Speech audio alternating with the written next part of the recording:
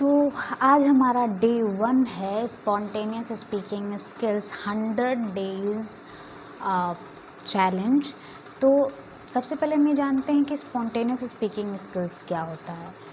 तो जैसे कि हम लोग इंग्लिश कन्वर्सेशन सीखते हैं, हम ग्रामर सीखते हैं, फिर उसे बोलना सीखते हैं, उसके लिए हम रीडिंग करते हैं, लिसनिंग करते हैं, फिर स्पीकिंग करते हैं।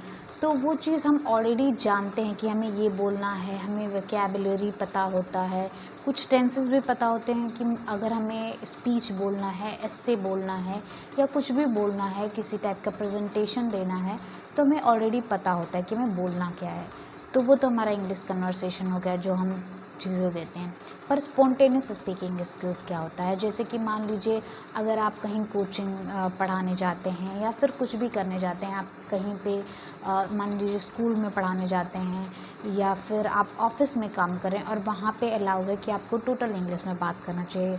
हालांकि हम ऐसी जगह पे रहते हैं, हमारी जो नेटिव स्पीकिंग स्किल्स होती है, जो नेटिव लैंग्वेज होती है हिंदी, उसे प्रोत्साहित करना चाहिए। लेकिन अगर इंग्लिश हमारी लैंग्वेज है तो हमें जो छोटी छोटी चीज़ें होती हैं वो नहीं आता है, वो बोल नहीं पाते हैं हम, तो उसे स्पॉन्टेनियस स्पीकिंग स्किल्स कहते हैं। तो प्रॉब्लम ये नहीं है कि आप चीज़ों को रट लें कि मे I coming, may I go out, इस तरह की सेंटेंसेस रटना नहीं होता है, बल्कि जो भी चीज़ आप कहना चाहते हैं, मान लीजिए आप किसी से बात कर रहे हैं, कुछ समझाने की कोशिश कर रहे हैं, तो आपके दिमाग में बात ही नहीं आती। और ऐसा नहीं है कि आपका नेटिव लैंग्वेज इंग्लिश नहीं है इसीलिए आप नहीं बोल पाते। आप हिंदी में भी कभी कभी आपको कोई बात मान लीजिए किसी को समझाना है तो आप समझा ही नहीं पाते हैं। तो spontaneous speaking skills is not just about the English speaking as well but Hindi as well. तो आपको कुछ टॉपिक दिए जाएंगे और फिर आपको उस पर बोलना है।